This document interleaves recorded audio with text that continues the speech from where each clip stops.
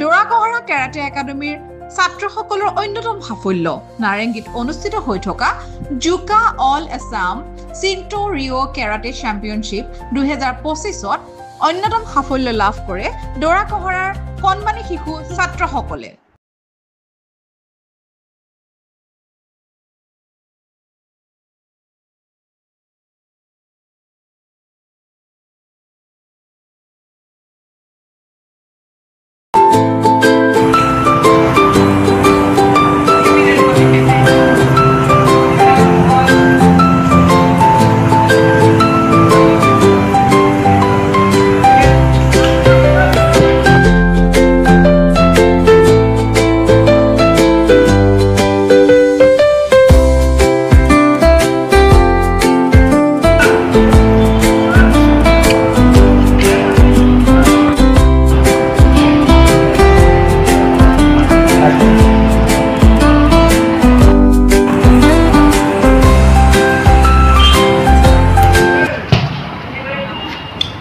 নাম হল ৰিতেশমন কাকতি।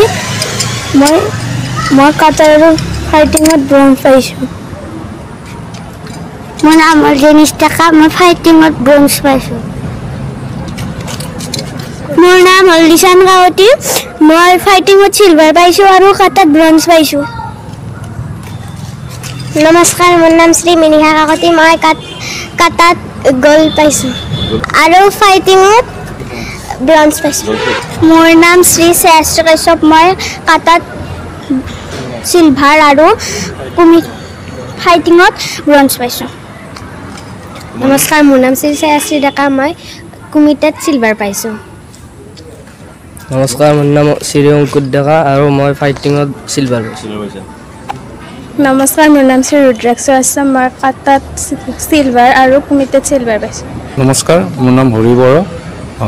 মই দৰাকহৰা কাৰাটে একাডেমীত প্ৰেক্টিছ কৰাই আছোঁ আপোনাৰ 2021ৰ পৰা। আৰু আপোনাৰ সকলো খেলিবলৈ গৈ মানে ৰিজাল্টবোৰ বৰ ভালে আহিছে। এই নাৰেংগী কলেজৰ হৈছিলে, তাতে আপোনাৰ আমাৰ 9জন প্লেয়াৰ অংশগ্ৰহণ কৰিছিলে আৰু সিহঁতৰ মেডেল পাইছে। হিচাপত আপোনাৰ 9জন গৈছিলে। ছোৱালীবোৰ ভাল ৰিজাল্ট কৰিছে আৰু চেল্ফ ডিফেন্সৰ শিকিব লাগে। একচুৱেলি শিকাটো ভাল সকলোৰে আৰু এইটো বৰ প্ৰয়োজন। একাডেমীত আপোনাৰ 15জনমান আছে মানে ষ্টুডেণ্ট, ল'ৰা ছোৱালী 6-7জনমান গৈছিলে আপোনাৰ দিল্লীত যোৱা আগষ্টত। তাতেও মেডেল পোৱা গৈছে। সকলোকে মানে শুভেচ্ছা থাকিলে ভাল মেডেল অনাৰ কাৰণে। প্ৰথমতে সকলো ছাত্ৰ ছাত্ৰীলৈ মই আন্তৰিক অভিনন্দন জনালোঁ, যাতে ভৱিষ্যতে তেওঁলোকে আৰু সুনাম কঢ়িয়াই আনিব পাৰে, আমাৰ গাঁৱৰ নাম উজ্জ্বল কৰিব পাৰে, সেই আশা ৰাখিলোঁ। উকা অল আছাম কেৰাটে চেম্পিয়নশ্বিপত কাটাত গ'ল্ড মেডেল পাবলৈ সক্ষম হৈছে, লগতে কুমুটিত ব্ৰঞ্জ মেডেল পাবলৈ সক্ষম হৈছে। সেয়াকে লৈ আমি নথৈ আনন্দিত হৈছোঁ। যেন আছে তেখেতসকলো বহুত আগ্ৰহী, তেওঁলোকৰ ল'ৰা ছোৱালীৰ সুভৱিষ্যত কামনা কৰিছে। তেওঁলোকৰ আমাৰ আশীৰ্বাদ সকলো ল'ৰা ছোৱালীলৈকে আছে। ধন্যবাদ। পাইছে, আগতেও বহু কেইবাৰ খেলিছে, পাইছে। এয়া প্ৰথম নহয়, তাইৰ এতিয়ালৈকে 6 বছৰ হ'ল খেলিবলৈ।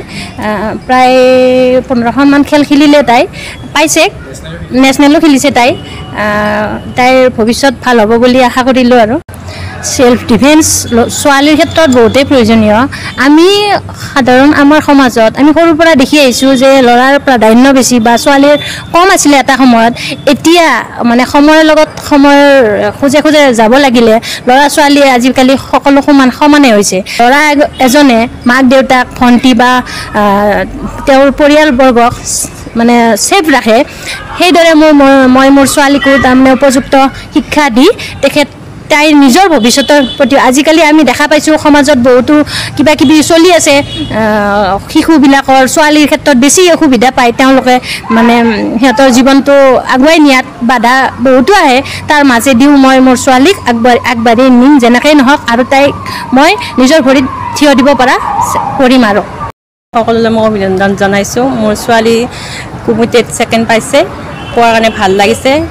এইবাৰো কোচ হিচাপে লৈ আজি প্ৰায় 5-6 বছৰীয়া তেওঁৰ নেতৃত্বত ল'ৰা ছোৱালীবিলাকে ইয়াতে শিকি আছে। তাৰপাছত তেওঁলোকে দিল্লীত কালকাতা ষ্টেডিয়ামত স্বাধীনতা গেমো খেলি আহিছে প্ৰায় 6-7জনীয়া এটা টিমে। গতিকে আশা ৰাখিছোঁ আগন্তুক দিনত যাতে আৰু ভাল ফল হয়। সকলো খেলুৱৈলৈ শুভেচ্ছা থাকিল, যাতে ভাল ফলাফল লাভ কৰি এই অঞ্চলৰ লগতে পৰিয়ালবৰ্গলৈ সুনাম কঢ়িয়াই আনিব পাৰে। ধন্যবাদ জনাইছোঁ।